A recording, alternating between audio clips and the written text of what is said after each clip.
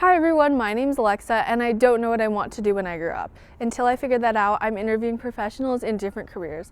I created Behind the Career for high schoolers like myself so that they can explore different jobs. Today we're interviewing Dr. Pascale, who's a child psychologist. Let's see what she has to say about it.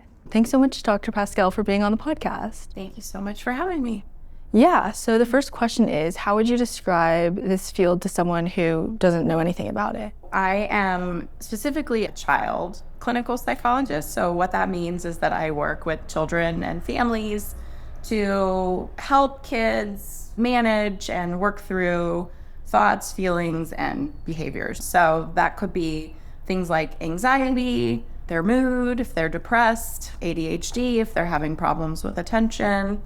Could be social challenges that they're having at school or social skills that they need support with.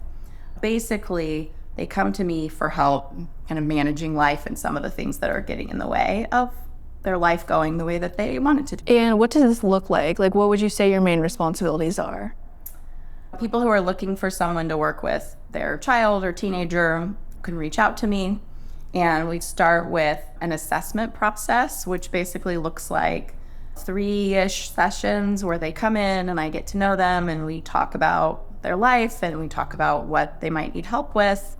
And the goal of that is the diagnosis that's appropriate for that person, but ultimately the treatment plan that we can develop that will make sense to see improvement. The goal is always to come to therapy, to get help with what you need help on, and to graduate therapy. Child psychologists work with the parents as well. It's important that the adults in their life also know the best ways to help them deal with the challenges that they're coming in with.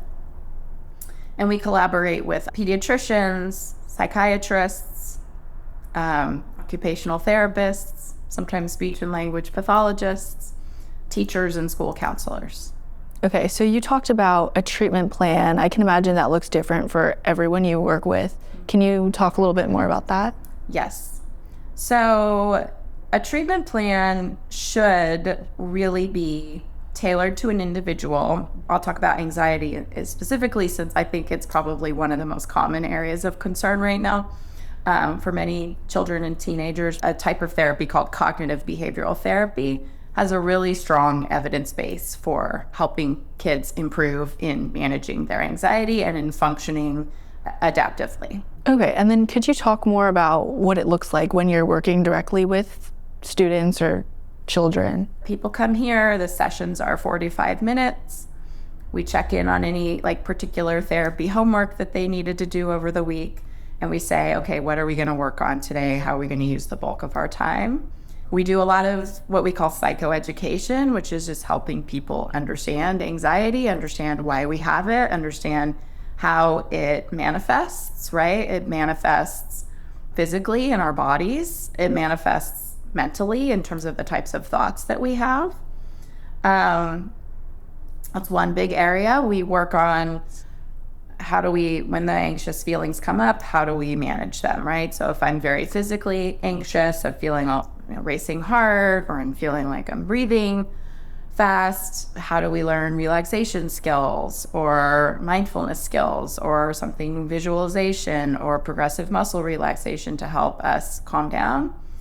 And then we work on cognitive strategies. We use workbooks sometimes so people can see these are really common thoughts that we all have, right? And what are some ideas for how I can respond? So if I have the thought that this is never going to work out for me, which then makes me feel really hopeless about the project that I'm working on, we say, okay, what is a different way to think about that? Because if we think about that differently, then we're going to have different behaviors. We're going to act differently. One of the biggest components of therapy for anxiety disorders is exposure or behavioral practice.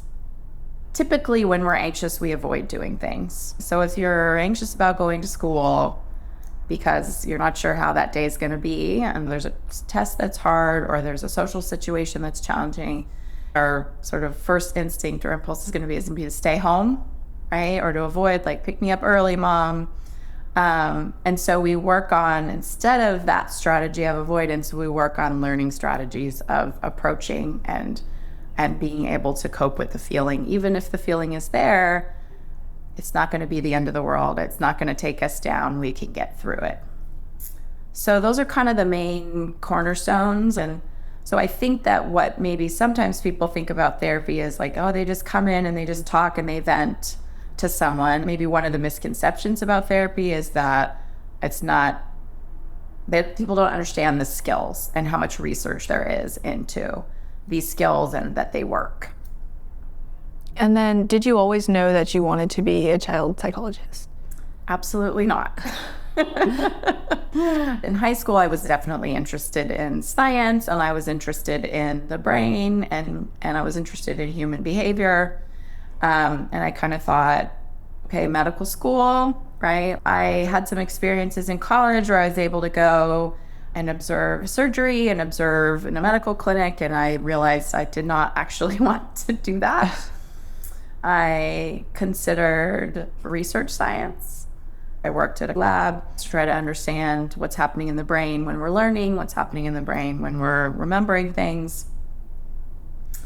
And that was not my jam either. I had a couple of jobs that I did, but I wasn't really feeling sparked. And then somebody introduced me to a child psychiatrist, and it turned out that there was a research lab at Stanford that was looking for folks to come in as research coordinator. I started working there.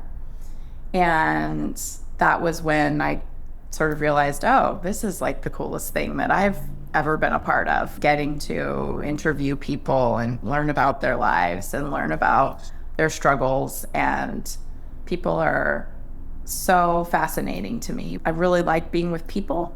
And so that was what motivated me to say, okay, I think I'm going to go to grad school in clinical psychology. And that's how it all wrapped up.